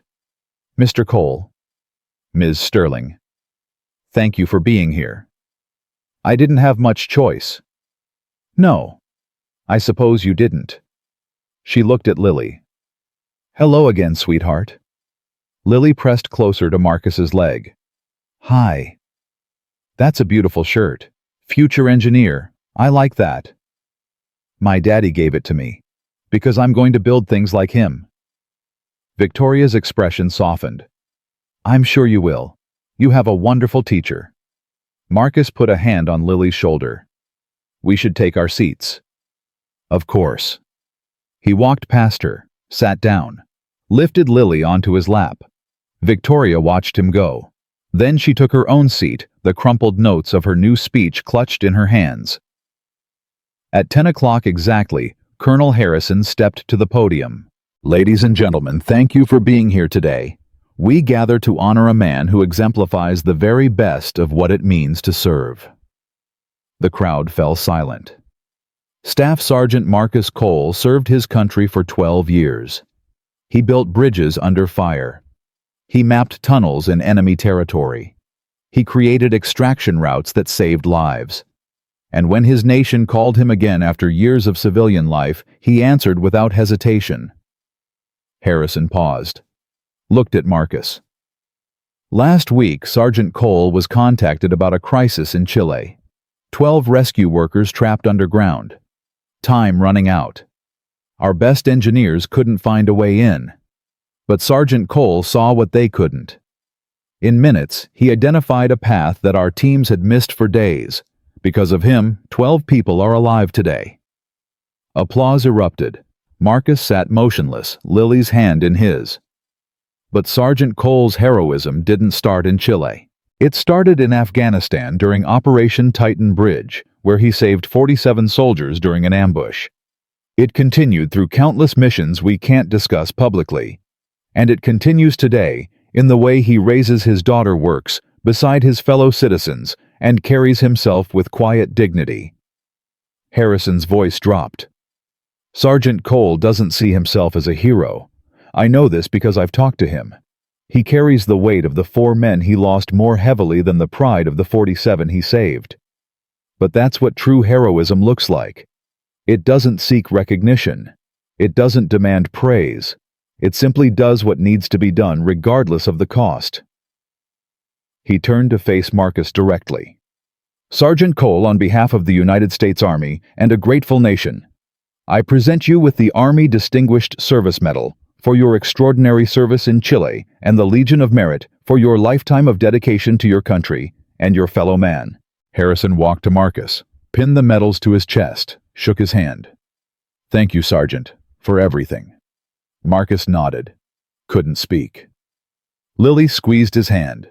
The crowd erupted in applause, standing ovation, workers whistling and cheering. Ray Patterson wiped his eyes, pretended it was dust. When the applause finally died down, Harrison returned to the podium. "I'd now like to invite Victoria Sterling, CEO of Sterling Construction, to say a few words." The crowd's energy shifted. Murmurs rippled through the audience, some hostile, some curious. Victoria walked to the podium, gripped the edges with white knuckles. For a long moment she just stood there, looking at the crowd, looking at the cameras, looking at Marcus. Then she set aside her notes. "I had a speech prepared," she said. "Carefully written words approved by lawyers and PR consultants. It was full of corporate apologies and carefully hedged statements." She paused. "I threw it away." The crowd stirred. "What I'm about to say isn't approved by anyone. It's just the truth. And I think Mr. Cole and all of you deserve the truth." She turned to face Marcus directly. 2 weeks ago, I stood on this site and fired Marcus Cole. I did it publicly, deliberately, cruelly. I tore up his blueprints. I threw his hard hat in the mud. I had security drag him off the property like a criminal. Her voice cracked. I did this because he scared me. Because he used techniques I didn't understand. Because he challenged my authority simply by being better at his job than I thought was possible. She looked down, then back up. I didn't know he was a war hero. I didn't know he'd saved 47 lives in Afghanistan. I didn't know his daughter needed heart surgery. I didn't know any of it because I never asked. I never looked. I never saw him as a human being. I saw him as a problem to be eliminated. Silence. Complete silence. That's not leadership. That's cowardice. I was so afraid of being seen as weak that I destroyed a good man to make myself feel strong, and I'm ashamed of that. More ashamed than I've ever been of anything in my life. She stepped out from behind the podium, walked toward Marcus. He watched her approach, his expression unreadable. She stopped in front of him, looked down at Lily, then back at him. Mr. Cole, Marcus, I can't undo what I did. I can't take back the humiliation or the pain or the nights you spent wondering how you would pay for your daughter's care. But I can tell you that I was wrong. Completely and absolutely wrong. And I'm sorry. Not because the cameras are watching. Not because the board told me to apologize. But because you deserved better. Your daughter deserved better, and I failed both of you. She reached into her pocket, pulled out a hard hat, the same one she'd thrown in the mud 2 weeks ago. She'd had it cleaned and restored. I don't expect your forgiveness. I haven't earned it, but I want you to have this back. Because it belongs to you. Because you earned it.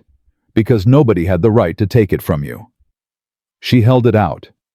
Marcus looked at the hard hat, at the woman holding it, at the tears streaming down her face. He stood slowly, lifted Lily off his lap and set her on the chair. The crowd held its breath. He took the hard hat, held it for a moment. Then he spoke. When I was in Afghanistan, I learned that there are two kinds of people in a crisis. People who break and people who bend. The ones who break are the ones who can't admit they were wrong. They double down on their mistakes until the mistakes destroy them. He paused. The ones who bend are the ones who can look at themselves honestly, who can say, "I failed," and mean it, who can change. He looked at Victoria. "What you did to me was wrong. You took my dignity. You threatened my daughter's future. You made me feel like nothing when I'd spent my whole life trying to be something." Victoria's face crumpled. "But standing here today admitting all of that in front of cameras and your employees and the whole world, that takes courage. The same courage you accused me of not having." He held out his hand. "I don't know if I can forgive you yet, but I can respect what you did today. And maybe that's a start." Victoria stared at his hand. Then she took it. The crowd exhaled. Some people cheered, some cried. Ray Patterson was definitely crying now, and not pretending otherwise. Lily tugged at Marcus's uniform. "Daddy, is she going to be nice now?" Marcus looked down at his daughter, then at Victoria. "I don't know, baby. I think she's going to try." Victoria knelt down to Lily's level. "I'm going to try very hard, I promise." "Okay." Lily tilted her head. "You know what my daddy says? He says trying isn't enough. You have to do." Victoria laughed. A real laugh. The first one in longer than she could remember. "Your daddy is a smart man. I'm going to do. I promise." Lily considered this. Then she reached out and patted Victoria's hand. "Good. Because my daddy needs a job. And you owe him one." The crowd burst into laughter. Real healing laughter. Marcus shook his head. "Lily." "What?" "It's true." Victoria stood, wiped her eyes, looked at Marcus. "She's right. I do owe you one, and not just any job."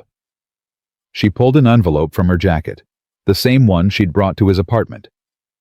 "Director of Technical Operations. The position is still open, and before you say no, hear me out." Marcus crossed his arms. "I'm listening." "I don't want you to take this job because you need the money. I want you to take it because you're the best engineer I've ever seen, because you could transform this company, because you could teach the next generation of workers the things you know. And if I say no, then I'll respect your decision. But I'll keep asking, because I meant what I said. You deserve better, and I want to be the one who gives it to you."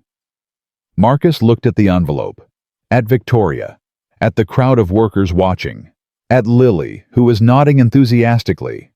"Take it, Daddy. Take it." He shook his head again, but he was smiling now.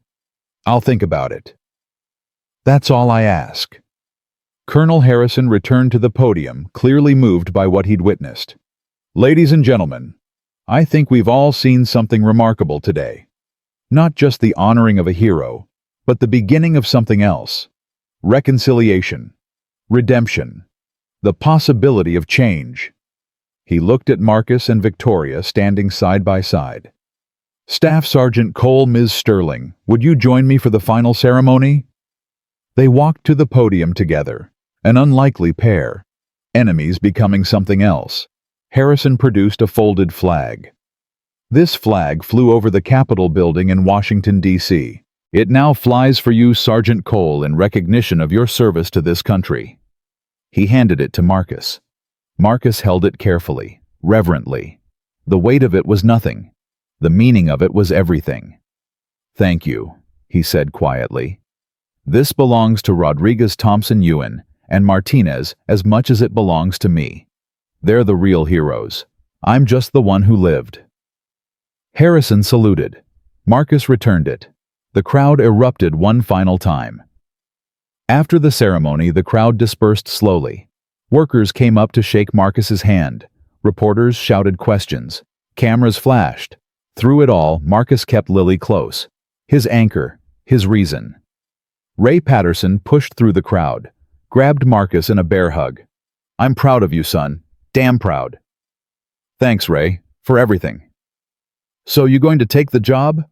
Marcus looked at Victoria, who stood nearby talking to Colonel Harrison. I don't know yet. Well, figure it out fast, because there's about 100 workers here who would follow you anywhere. They need a leader, a real one. Ray slapped him on the shoulder and walked away. Mrs. Chen appeared next, dabbing her eyes with a handkerchief. That was beautiful, Mr. Cole. Just beautiful. Thank you for watching Lily, for everything you've done. She's an angel. I'd do it all again in a heartbeat. She hugged Lily, then disappeared into the crowd. Finally, Victoria approached. Mr. Cole, I know you need time to think, but before you go, there's something I want you to see. What? Come with me. She led them across the site, away from the crowds, to a small office building Marcus had never been inside.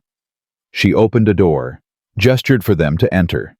Inside was a fully furnished office, desk, computer, bookshelves, a view of the entire construction site, and on the wall already framed Lily's drawing of a bridge with a dragon on it. Marcus stopped breathing. How did you get this? I asked Mrs. Chen.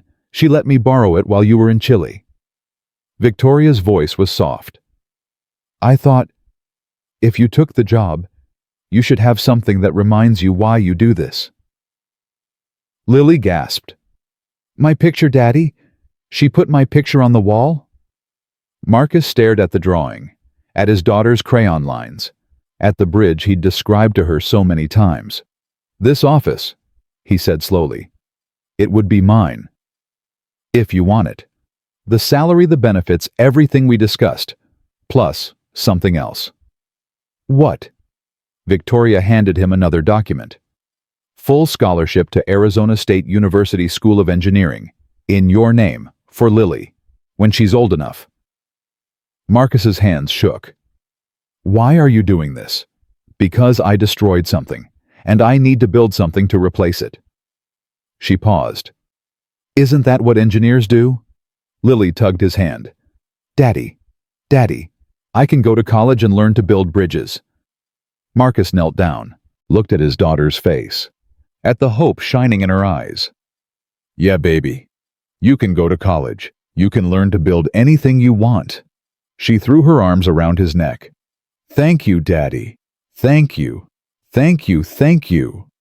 He held her tight. Over her shoulder, he looked at Victoria. Okay, he said.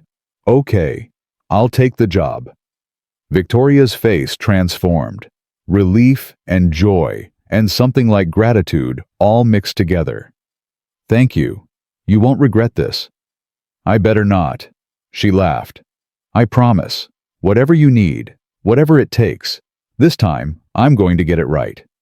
Marcus stood, extended his hand. Then let's get to work. They shook hands.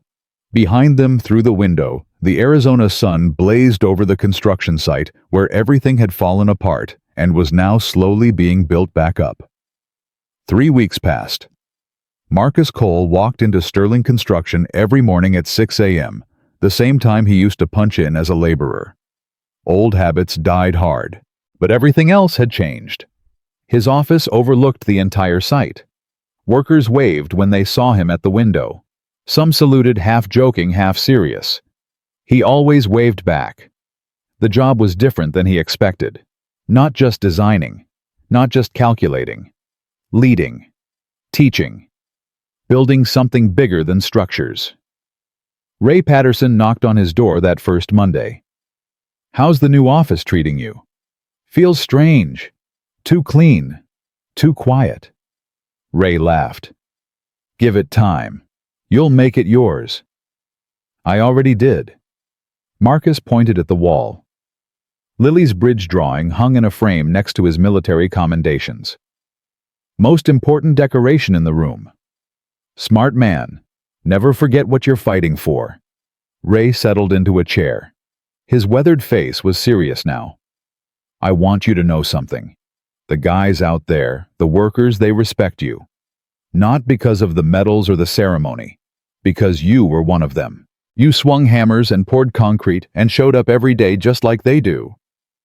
I was one of them, still am. That's exactly why they'll follow you. That's exactly why this is going to work. Marcus looked out the window. Men and women moving with purpose. Cranes lifting steel. The skeleton of a building rising toward the sky. I spent 8 years trying to disappear Ray, trying to be invisible, and now everyone knows who I am.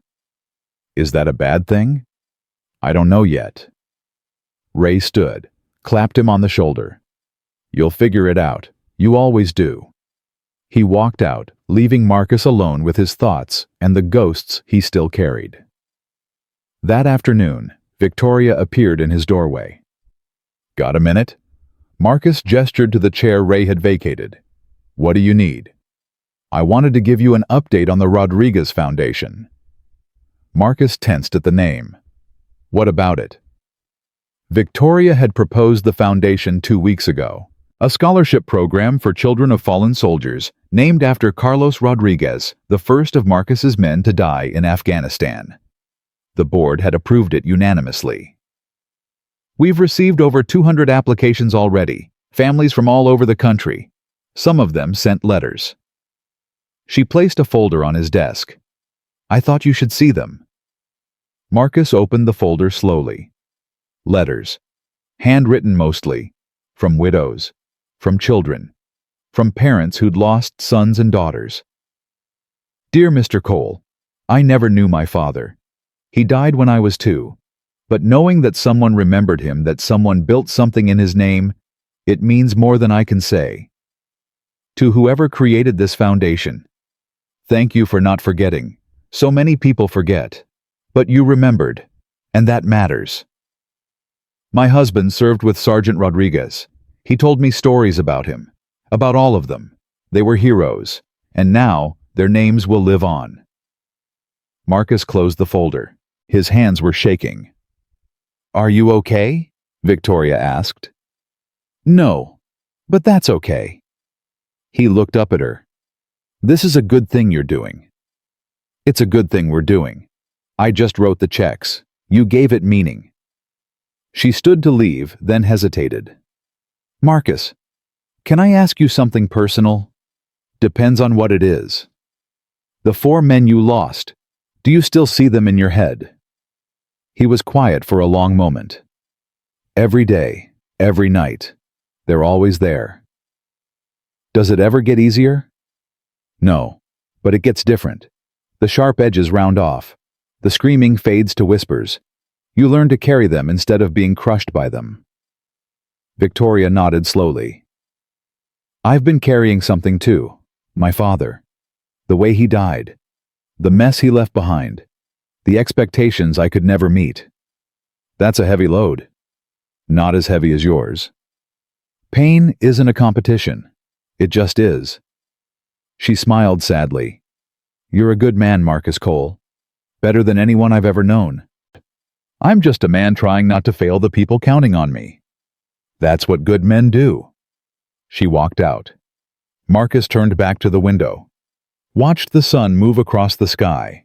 Thought about Rodriguez and Thompson and Ewan and Martinez. Thought about the foundation that would carry their names forward. Maybe that was enough. Maybe that was how you honored the dead. Not by drowning in guilt, but by building something that would outlast the grief. 2 weeks before Lily's surgery, Marcus took her to the hospital for pre-op testing. She was scared. He could see it in the way she gripped his hand, the way her eyes darted around the sterile hallways. Daddy, I don't like hospitals. I know, baby. Me neither. Do I really have to do this? He knelt down in front of her, took both her hands. Remember what we talked about, the bird trapped in your chest? She nodded. The doctors are going to help set it free, and after that you're going to feel so much better. You'll be able to run and play without getting tired. You'll be able to do anything you want. Will it hurt? A little. But I'll be right there when you wake up. I promise. You always keep your promises. Always. Dr. Patel appeared in the hallway. Kind eyes. Gentle voice. There's my favorite patient. How are you feeling, Lily? Scared. That's okay. Being scared is normal. But you know what, I've done this surgery hundreds of times, and I'm very, very good at it. Lily looked at him suspiciously. How good? So good that after you're healed, you'll be able to outrun your dad. She glanced at Marcus. Daddy's pretty fast. I know, but you're going to be faster. The tiniest smile appeared on her face. Promise, promise. Dr. Patel led them through the testing. Blood work, imaging, consultations. Through it all, Lily held Marcus's hand and didn't let go. Afterward, they sat in the hospital cafeteria. Lily picked at a chocolate chip cookie. Daddy! Yeah, baby. What if something goes wrong? His heart clenched. Nothing is going to go wrong. But what if it does? What if I don't wake up? He pulled his chair closer, took her face in his hands. Lily, look at me. She looked. I have spent my entire life building things. Bridges, tunnels, roads. I built them in deserts and mountains and war zones. And you know what I've learned? What? That nothing I've ever built is as strong as you. You are the toughest, bravest, most incredible person I've ever known. And you are going to get through this. We are going to get through this. Together. Tears rolled down her cheeks. You really think I'm brave? Baby, you've been fighting since the day you were born. You've been dealing with doctors and medications and being careful when other kids get to run free. And you've never complained, not once. That's not just brave, that's heroic. She threw her arms around him. He held her tight. I love you, Daddy. I love you too, sweetheart. More than all the bridges in the world. The night before the surgery, Marcus couldn't sleep. He sat in Lily's room watching her breathe, the same way he'd done 1,000 nights before, counting breaths, listening for wheezes, praying to whoever might be listening. His phone buzzed.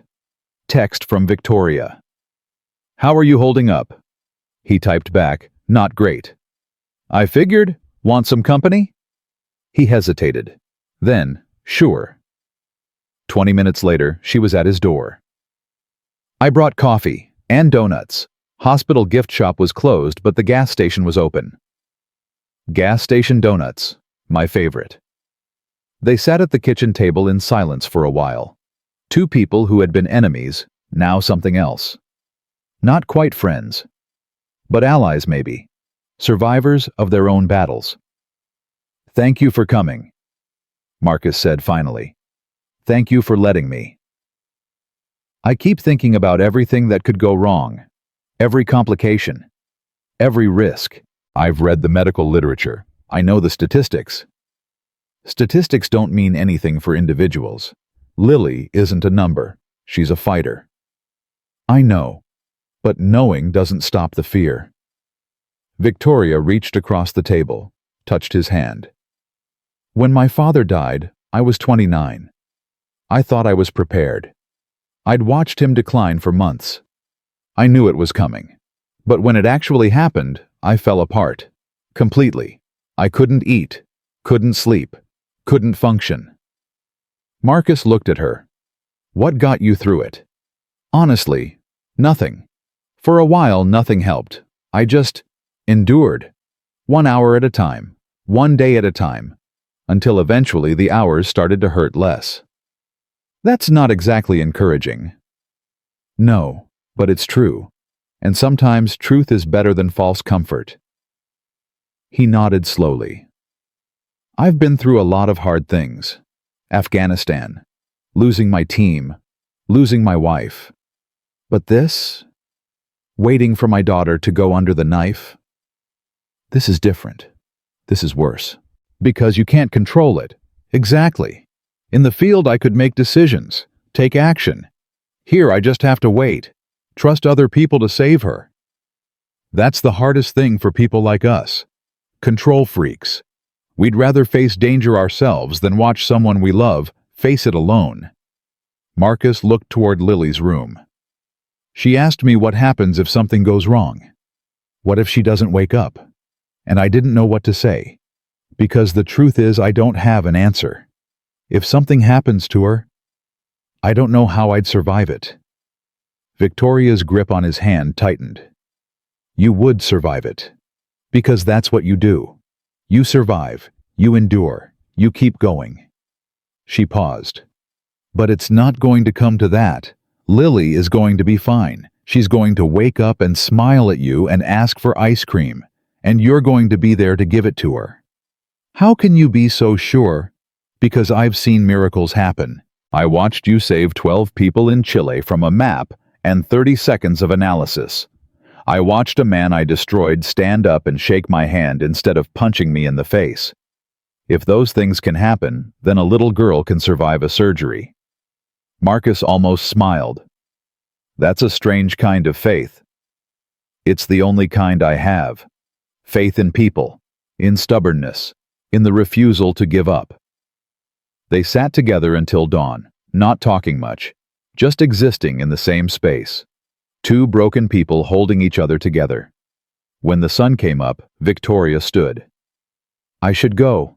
Let you get ready. Victoria. Yeah.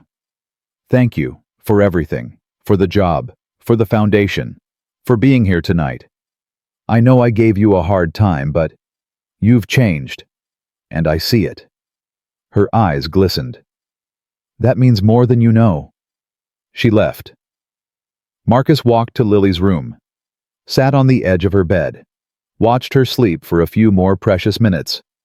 Then he gently shook her shoulder. Wake up, sweetheart. It's time. The surgery lasted 6 hours. Marcus sat in the waiting room the entire time. Ray came. Victoria came. Mrs. Chen came. Even Colonel Harrison made an appearance. They brought food he didn't eat, coffee he didn't drink, words of comfort he didn't hear. All he could do was stare at the doors leading to the operating room, waiting, praying. At hour 4, a nurse came out. Mr. Cole, the surgery is going well. Dr. Patel wanted you to know. How much longer? A couple more hours, but everything looks good. Everything looks good. 3 words. They didn't stop the fear, but they made it bearable. At hour 6, Dr. Patel walked through the doors. Marcus was on his feet before he knew he'd moved. How is she? Is she okay? What happened? Dr. Patel smiled. She's perfect. The surgery was a complete success. The valve replacement went exactly as planned. No complications. She's in recovery now. Marcus's legs gave out. He would have fallen if Ray hadn't caught him. She's okay. She's more than okay. She's going to make a full recovery. In a few months you won't even be able to tell she had surgery. The room erupted. Victoria was crying. Mrs. Chen was praying. Ray was laughing and slapping Marcus on the back. Marcus just stood there, trembling, tears streaming down his face. Can I see her? In a few minutes. She's still waking up from anesthesia, but I promise you'll be the first face she sees. Lily looked so small in the hospital bed. Tubes and wires everywhere, monitors beeping softly, her face pale against the white sheets. But she was alive, breathing, her chest rising and falling steadily. Marcus sat beside her, took her small hand in his. Hey, baby. I'm here. Daddy's here. Her eyes fluttered, opened slowly. Daddy. Right here, sweetheart. Right here. Did they fix the bird? He laughed through his tears. Yeah, baby. They fixed the bird. It's going to fly free now. She smiled weakly. Good. Can I have ice cream? Marcus looked at the nurse who was smiling. She nodded. You can have all the ice cream you want. Even the kind with rainbow sprinkles. Especially the kind with rainbow sprinkles. Lily closed her eyes again, still smiling. Daddy? Yeah, sweetheart. I knew you'd be here when I woke up. You always keep your promises. He kissed her forehead. Let the tears fall. Always, baby. Always. 6 months later. The Sterling Construction Office building was complete. 20 stories of steel and glass rising over downtown Phoenix. a testament to what people could build when they worked together. Marcus stood on the roof, looking out over the city. Lily stood beside him, holding his hand. "Daddy, we built this." "We sure did, sweetheart. It's the biggest thing I've ever seen. And it's going to be here for 100 years, maybe longer. Long after we're gone, people will look at this building and know that someone cared enough to build it right." Lily thought about this. That's kind of like being immortal, right? If the building lasts forever, part of us lasts forever too. Marcus looked at his daughter, 7 years old, healthy now, running everywhere, laughing all the time. The surgery had given her a new life. "Yeah, baby, that's exactly what it's like." The door to the roof opened. Victoria stepped out. "There you are. The dedication ceremony is about to start. We're coming." They walked downstairs together, through hallways filled with workers and dignitaries, through doors that opened onto a plaza filled with people. A podium had been set up in front of the building. Cameras everywhere. Press, employees, families of workers, and 4 people Marcus had never met but recognized immediately from photos. Maria Rodriguez, Susan Thompson, David Ewan, Patricia Martinez, the families of the 4 men he'd lost in Afghanistan. His heart stopped. Victoria leaned close. "I invited them. I hope that's okay." "You? Why?" "Because they deserve to be here. And because you deserve to see them." Maria Rodriguez stepped forward, older now, gray in her hair, but the same warm eyes from the photo Carlos had carried everywhere. "Sergeant Cole." "Mrs. Rodriguez, I don't know what to say." "Then don't say anything. Just listen." She took his hands. "My husband loved you. He wrote about you in every letter. He said you were the best leader he'd ever served under. He said he would follow you anywhere." "I led him to his death." "No. You led him to his purpose. Carlos always wanted to be a hero. You gave him that chance. You let him die doing something that mattered." Tears streamed down Marcus's face. "He would be so proud of you," Maria continued, "of what you've built, of the man you've become, of that beautiful little girl." She hugged him, and something that had been broken inside him for 8 years finally began to heal. One by one, the other families embraced him. Susan Thompson, David Ewan, Patricia Martinez, each one with words of gratitude instead of blame. Each one releasing a weight he'd carried for so long. When it was over, Marcus stood alone for a moment, breathing, processing. Lily tugged his hand. "Daddy, are you okay?" He looked down at her bright eyes, her healthy cheeks, her future engineer shirt. "Yeah, baby, I think I'm finally okay." The dedication ceremony was brief. Victoria spoke about the building, about the workers who built it, about the company's new direction. Then she introduced Marcus. He walked to the podium on shaky legs, looked out at the crowd. Hundreds of faces looking back. "I'm not good at speeches," he began. "I'm better with blueprints than words. But I want to say something about what this building represents." He paused, gathered his thoughts. 8 months ago, I was fired from this company, thrown out for doing my job too well. I thought my life was over. I thought I'd lost everything. He looked at Victoria. But I was wrong. Because sometimes you have to lose everything before you can find what really matters. I lost my pride that day, my dignity, my sense of self. And I found something better. I found people who believed in me when I didn't believe in myself. I found second chances. I found forgiveness. He looked at the families of his fallen soldiers. For 8 years I carried the weight of 4 deaths. 4 men who trusted me. 4 friends who followed me into the darkness. I thought that weight would crush me. I thought I deserved to be crushed. His voice cracked. But those men didn't die so I could spend my life grieving. They died so others could live. They died being heroes. And the best way I can honor them isn't by punishing myself. It's by building. It's by teaching. It's by raising a daughter who will change the world. He looked at Lily standing in the front row with Ray Patterson.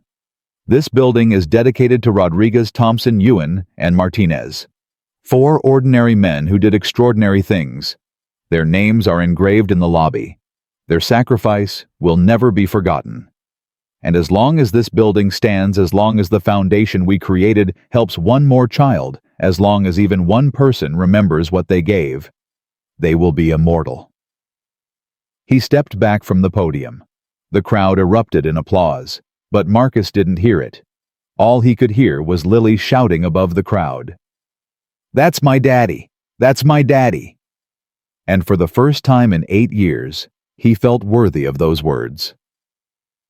That night, after the ceremony, after the celebrations, Marcus sat on his new apartment balcony. Victoria had helped him find the place. 3 bedrooms, good school district, a view of the mountains. Lily had her own room for the first time in her life. She was asleep now, exhausted from the excitement of the day. Her steady breathing drifted through the open door. Marcus held the dog tags in his hand. Rodriguez, Thompson, Ewan, Martinez. "I don't know if you can hear me," he said quietly. "I don't know if there's anything after this life, but if there is, I want you to know that I finally understand." He looked up at the stars. "You didn't die because I failed. You died because you chose to be heroes.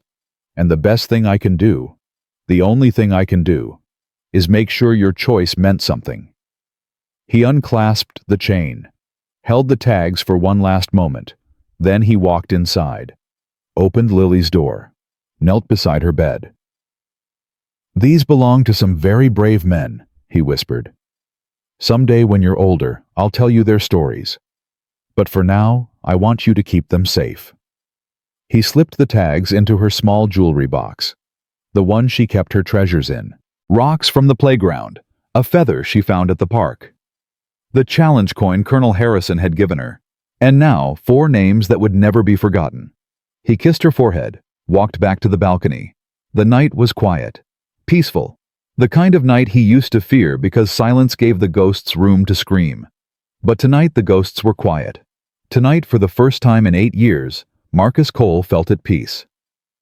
1 year later, Marcus stood in front of a classroom at Arizona State University. 30 engineering students looked up at him expectantly. "Welcome to Advanced Structural Engineering. I'm Marcus Cole. Some of you might know my story. Most of you probably don't. That's fine. I'm not here to talk about the past. I'm here to teach you how to build the future." He picked up a piece of chalk, drew a simple bridge on the board. A bridge is more than steel and concrete. It's a promise that people can get from one side to the other safely, that they can trust what you've built with their lives. He turned to face the class. That's what engineering is. Trust. Responsibility. The knowledge that every calculation you make, every decision you take affects real people, families, children, lives. A hand went up. Young woman in the front row. "Professor Cole, is it true you built an extraction route in Afghanistan that saved 47 soldiers?" Marcus smiled. "It's true, and you know what I learned from that experience." "What?" "That it's not about being the smartest person in the room. It's about being the person who doesn't give up, the person who keeps looking for solutions when everyone else says there aren't any, the person who builds when others destroy." He looked around the classroom. "That's what I want to teach you. Not just formulas and calculations, but the mindset, the determination, the refusal to accept failure as final."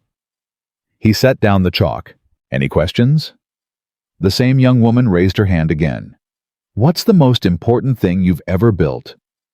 Marcus thought about the bridges in Afghanistan, the building in Phoenix, the foundation carrying 4 names.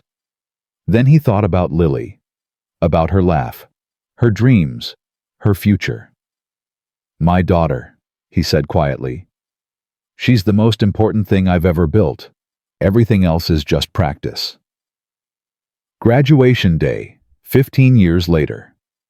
Marcus sat in the audience, gray in his hair, now lines on his face. Beside him sat Victoria Sterling, still CEO of the company, still fighting, still growing. On stage, a young woman in cap and gown approached the podium. Lily Cole, 22 years old, valedictorian. 14 years ago, she began, I had heart surgery that saved my life. I was 7 years old and terrified. But my dad sat beside my bed and told me something I've never forgotten. He said that nothing he'd ever built was as strong as me. She looked at Marcus. For a long time I didn't understand what he meant, but I understand now. Strength isn't about muscle or power. It's about getting up when you fall. It's about fighting when you're scared. It's about building when everything around you is falling apart. She smiled. My dad taught me that. He taught me that engineers don't just build bridges and buildings. We build hope. We build connections. We build futures. She held up her diploma. This is for you, Dad. For every sacrifice you made. For every double shift you worked. For every nightmare you fought so I could dream. I am who I am because you never gave up on me. Marcus was crying openly now. He didn't care who saw. And this is for Rodriguez, Thompson, Ewan, and Martinez. 4 men I never met but carry with me every day. Their dog tags are in my jewelry box at home. Their names are engraved on a building downtown, and their legacy lives on in every structure I will ever build. She raised her voice. Class of 2040, we are engineers. We are builders. We are the people who turn dreams into reality. So go out there and build something amazing. Build something that lasts. Build something that matters. She stepped back from the podium. The crowd erupted.